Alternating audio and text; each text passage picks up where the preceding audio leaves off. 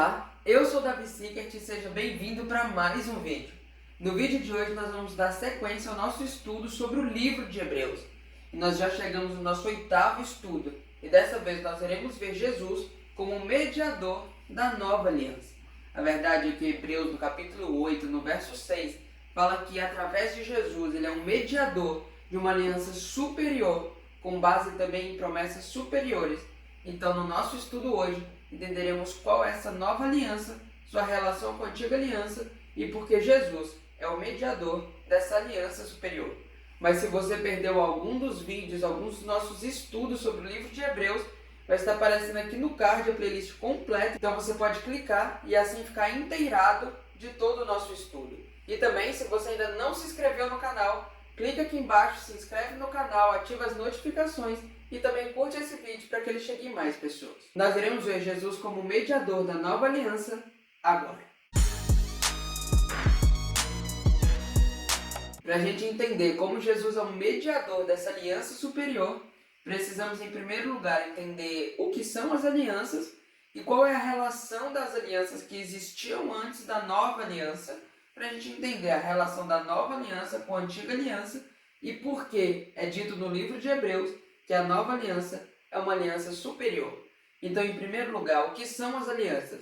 Uma definição para as alianças é que a aliança é um pacto de sangue soberanamente administrado. É um pacto porque indica um relacionamento entre duas partes, entre Deus e o ser humano, quando se fala de alianças divinas. É um pacto de sangue porque as consequências da aliança se estendem até o último estágio, o estágio de vida ou morte.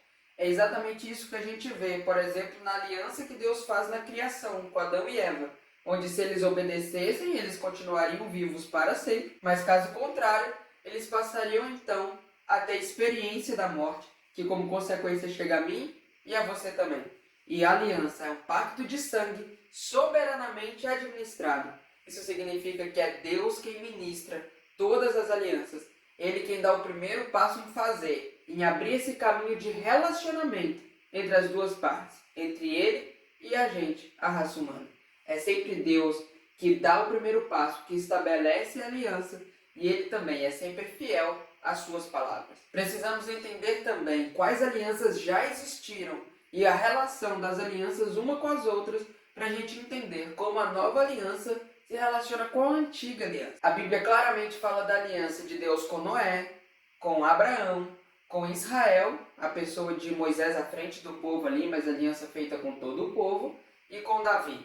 Mas quando nós vamos ver o relato da criação, nós vemos ali os traços da aliança também. Esses que já foram mencionados, de aliança como um pacto de sangue soberanamente administrado. Então as alianças de Deus se estendem desde a criação até a consumação dos séculos, justamente com a nova aliança. Todo o relacionamento de Deus com a humanidade se deu através da aliança, através de um processo de aliança. É essas alianças que Deus faz conosco que ditam a forma que ele se relaciona com a raça humana. Agora, as alianças se relacionam entre si como uma forma de continuidade de uma mesma promessa. As verdades de Deus elas se desdobram com o tempo. Cada vez Deus clarifica ainda mais o seu plano de salvação e a sua vontade para a raça humana. E através das alianças nós percebemos exatamente isso. Uma continuidade de uma mesma promessa, que é a promessa de restauração, de salvação dos pecados e de uma nova vida, onde nós iremos viver eternamente mais uma vez ao lado de Jesus, numa nova criação. As alianças elas vão mudando no sentido de que são feitas para as outras pessoas e que clarificam ainda mais o plano de Deus para conosco. Mas as alianças também dependem uma das outras, pois demonstram a continuidade do plano de salvação para a raça humana.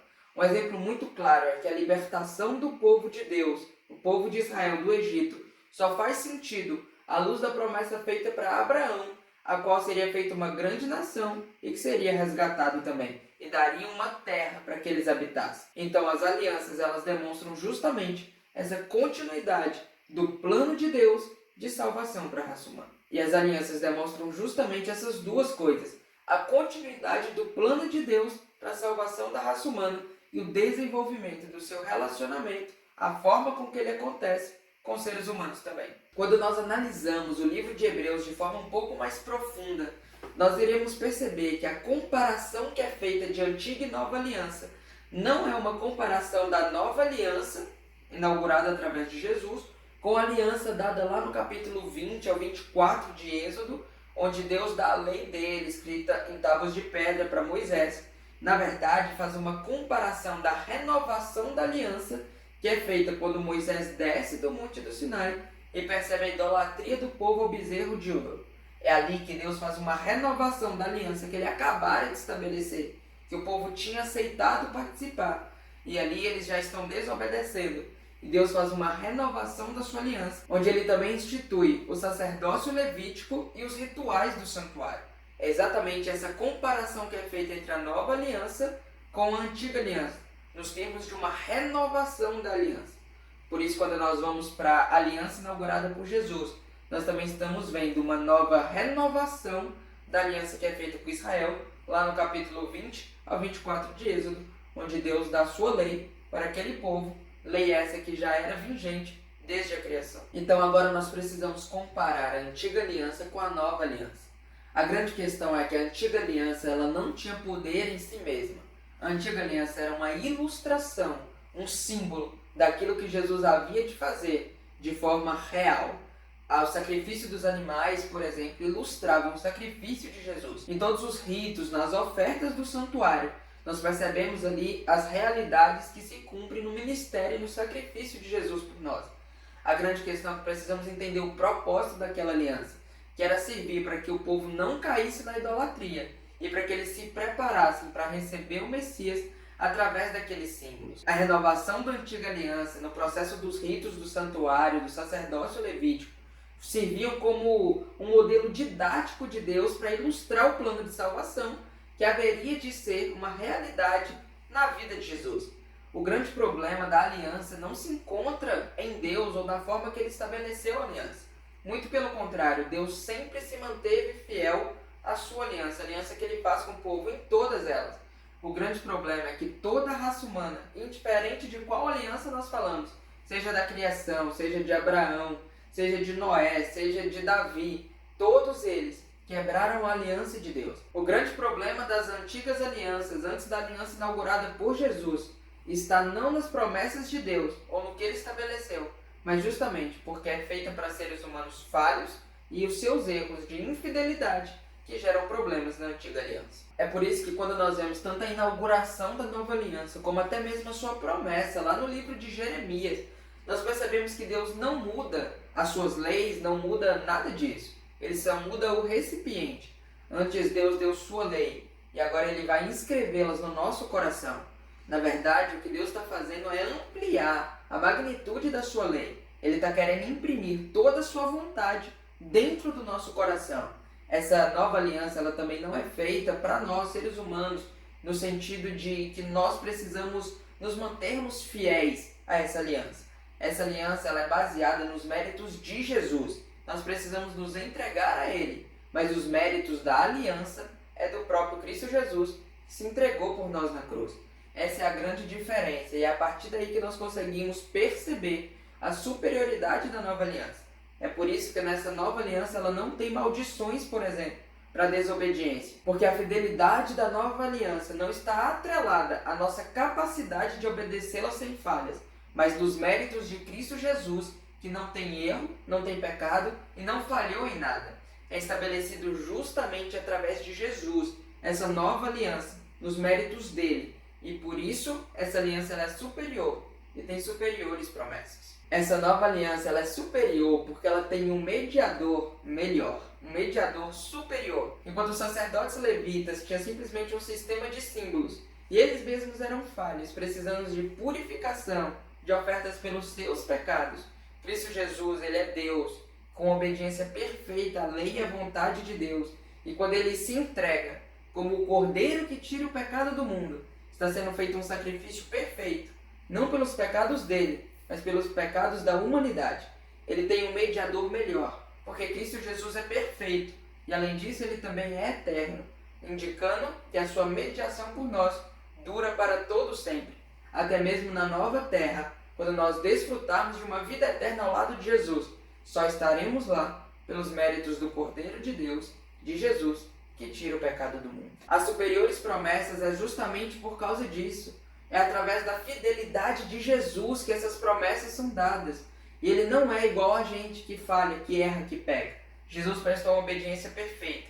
É o próprio Deus.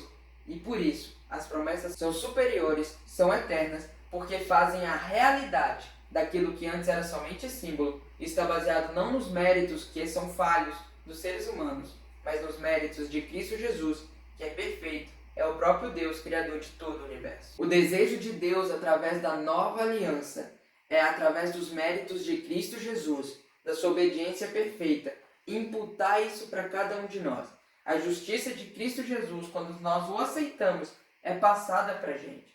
É por isso que Deus quer escrever dentro do nosso coração a sua lei, a sua vontade de forma plena, nos preparando, nos capacitando pelos méritos de Jesus e através do Espírito Santo, para cada dia ter um caráter mais parecido com o dele, até o dia que Cristo Jesus vai voltar. Seremos perfeitamente transformados, teremos nosso caráter desenvolvido, será restabelecida a perfeição da criação, e nosso corpo mortal será revestido de imortalidade. E partiremos então para desfrutar da vida eterna ao lado de Jesus. Por isso o convite que Hebreus nos faz é desfrutarmos dessa nova aliança, inaugurada nos méritos de Jesus, nosso sumo sacerdote, que intercede ao lado, nosso sumo sacerdote, que hoje está à destra de Deus, intercedendo por cada um de nós. Por isso, mais uma vez, ressalto o texto de Hebreus, no capítulo 4, no verso 16, tão amplamente usado no nosso estudo, através dos outros vídeos, que fala que nós podemos nos achegar confiadamente no trono da graça de Deus. Essa é a promessa para que a gente viva através dos méritos de Jesus, desfrute dos benefícios da aliança, porque ele foi perfeitamente fiel. Nós podemos ter os méritos dele colocados como os nossos próprios. Por isso, aceite a Jesus hoje. Ele te faz o convite de desfrutar desse relacionamento especial com Deus, baseado naquilo que Cristo Jesus fez por cada um de nós. Viva ao lado de Jesus, através do Espírito Santo. Busque na palavra e na oração, que eu tenho certeza que Cristo Jesus vai te capacitar, te transformar e te preparar para viver eternamente ao lado dele. Nesse momento vai estar aparecendo aqui embaixo nossos outros estudos sobre o livro de Hebreus. Se você perdeu algum, esse é o momento de você clicar e se inteirar do assunto. Eu te espero aqui no próximo sábado para mais um estudo sobre o livro de Hebreus.